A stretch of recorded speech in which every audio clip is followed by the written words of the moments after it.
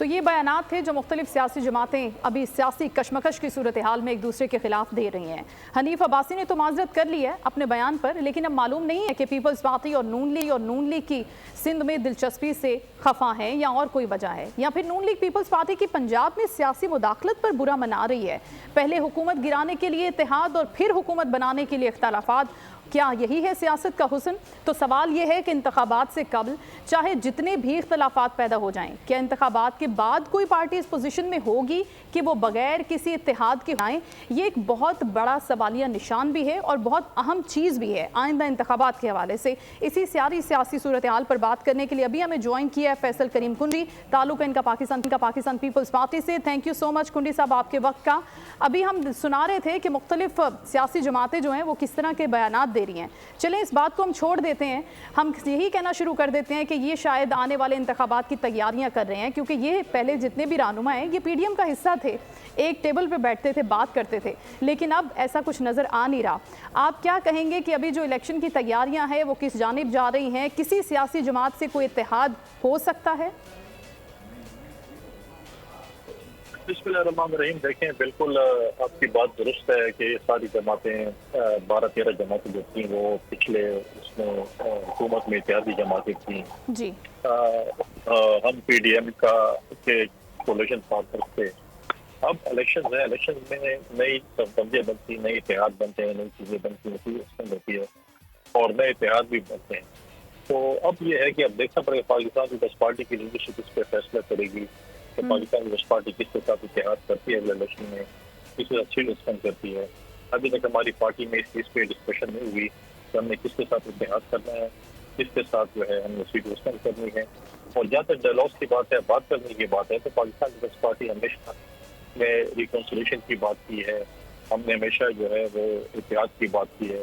تو اس میں کوئی وہ بات نہیں ہے، جب پاکستان کی خدا نخواستہ ایسی بات آئے پاکستان کی، ہم بالکل ہر کسی کے ساتھ ٹیبل پہ بیٹھنے ہوتا ہے، ہم پولیٹیکل لوگ ہیں، ہم ڈائلاگس پہ اور ریکنسیلیشن پہ بلیو کرتے ہیں۔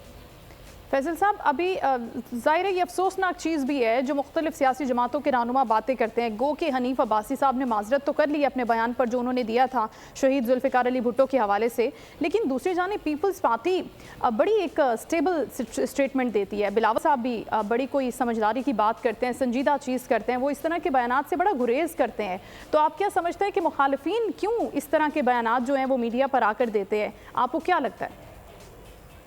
دیکھیں مختلف سیاسی جماعتوں میں اسپوائلرز بھی موجود ہوتے ہیں کہ جو نہیں چاہتے کہ پارٹی میں کے تعلقات اچھے ہوں۔ دوسری بات یہ ہے کہ پاکستان پیپلز پارٹی جو سمجھتی ہے کہ ہم نے بہت اچھا ٹائم ایک اتحاد میں گزارا اور ہم اتنی جلد بازی نہ کریں اتحاد ختم کرنے میں، اچھے تعلقات ختم کرنے میں۔ لیکن جب کسی طرف سے بیان آئے گا تو پاکستان پیپلز پارٹی کے نمائندے اس کو ڈیفینیٹلی ریپلائی کریں گے۔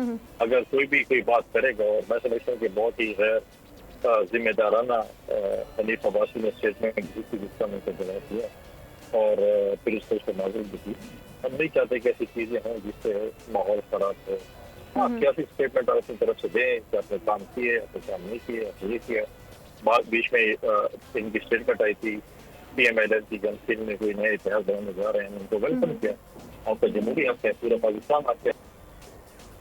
تو آپ سمجھتے ہیں کہ یہی وجہ ہو سکتی ہے کہ کیونکہ ظاہر ہے پنجاب میں بھی بیٹھیں گے سابق صدر آصف علی زرداری بھی، بلاول بھٹو بھی، سی اے سی کی میٹنگز بھی ہو رہے ہیں، تو آپ یہ سمجھ رہے ہیں کہ کیا یہی وجہ ہے ان بیان بازی کی یہ جو سامنے آ رہی ہے؟ اور دوسرا، کیونکہ بلاول تو ہمیشہ لیول پلینگ فیلڈ کی بات کرتے ہیں اور اشارہ کرتے ہیں مسلم لیگ نون کی طرف، تو وہ گلا، وہ شکوہ یا وہ چیز اب کسی حد تک ریزالو ہوتی بھی نظر آ رہی ہے کیونکہ میاں صاحب کی واپسی کے حوالے سے اب اوتھینٹک خبریں آنا شروع ہو گئی ہیں؟